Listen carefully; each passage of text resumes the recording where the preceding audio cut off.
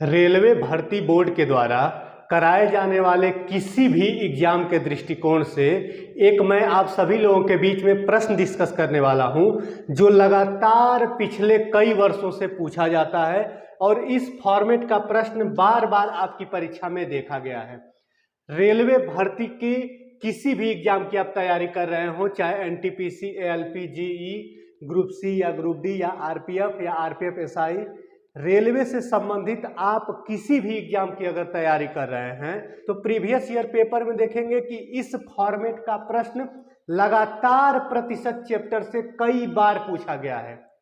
तो चलिए इस प्रश्न को हम लोग विस्तार पूर्वक सीखेंगे और इसको शॉर्ट मेथड से भी देखेंगे कि अगर आपकी परीक्षा में यह प्रश्न पूछ लिया जाता है तो इसको कम से कम समय में कैसे सॉल्व किया जा सकता है, और इसका जो विस्तृत एक्सप्लेनेशन है उसको भी हम लोग देखेंगे कि कैसे इसको विस्तृत ढंग से हम लोग लगा सकते हैं।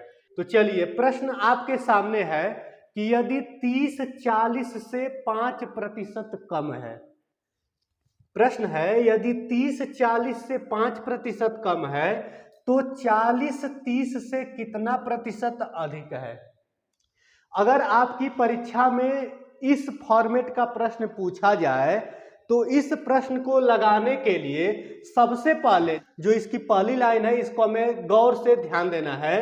लिखा हुआ है कि यदि 30-40 से 5% कम है तो हम क्या किए हैं कि जो ये 30 था इसको हम लोग ए नाम दे देते हैं और 40 को हम लोग बी नाम दे देते हैं। यानी जहां पर संख्या 30 आएगा वहां पर उसको हम लोग ए नाम से बुलाएंगे और जहां पर 40 आएगा उसको बी नाम से हम लोग पुकारेंगे। ठीक है, तो प्रश्न है कि यदि ए बी से 5% कम है, जो ये प्रश्न बन रहा है, जो यहाँ पर फॉर्मेट सेट हो रहा है, सबसे पहले इसको सबसे पहले हम लोग सेट कर लेते हैं। तो जो आपका ए है और बी है इसमें क्या संबंध लिखा हुआ है कि यदि ए बी से 5% कम है, अगर बी को हम 100 मानेंगे तो ए ऑटोमेटिक 95 हो जाएगा। 5% कम का मतलब कि 5 कम यानी कितना हो जाएगा, 95 हो जाएगा।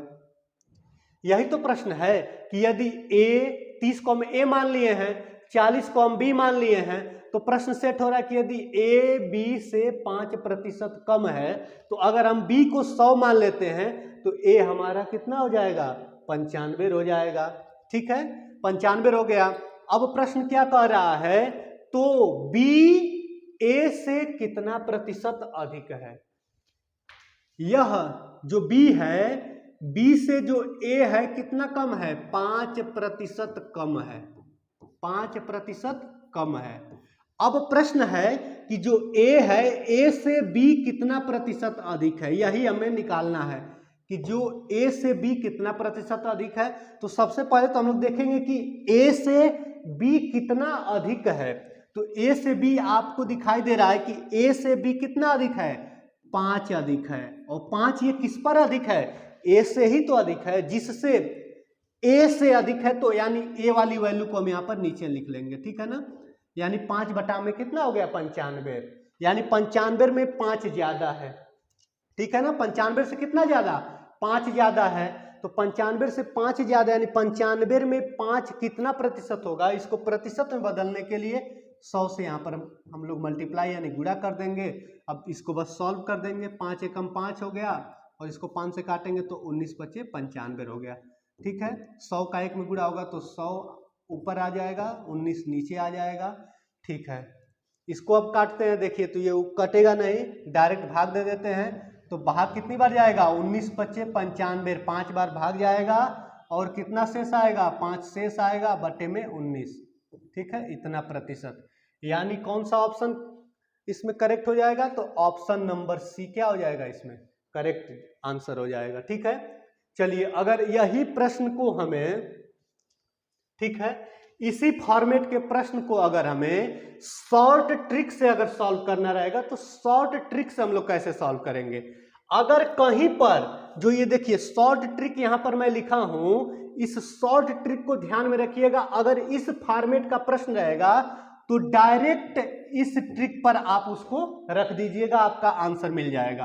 प्रश्न क्या बन रहा है कि यदि ए बी से x% कम है, देखिए यदि 30 40 से 5% कम है, ठीक है, ऊपर वाला फॉर्मेट यहां तक सेट हो रहा है। आगे लिखा हुआ है तो बी ए से कितना प्रतिशत अधिक है, तो 40-30 से कितना प्रतिशत अधिक है। बिल्कुल ये प्रश्न इसी फॉर्मेट पर सेट हो जा रहा है। तो जब इस फॉर्मेट पर यह सेट हो रहा है तो इसी ट्रिक पर हम लोग रख देंगे, ठीक है। तो देखिए इसमें x की वैल्यू क्या है, x की वैल्यू कितना है, यहाँ पर 5% है, x की वैल्यू 5% है।